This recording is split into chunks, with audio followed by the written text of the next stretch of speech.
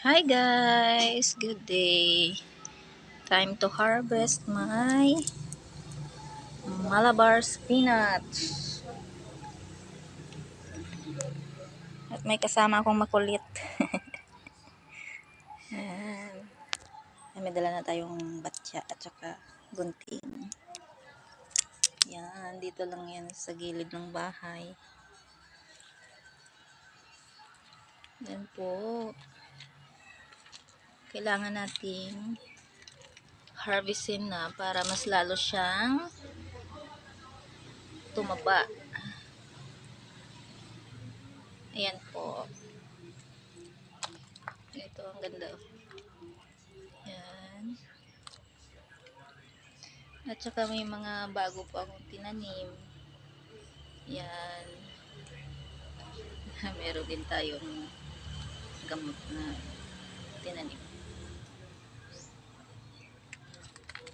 Meron tayong sili, wala pang bunga. Ito yung iba.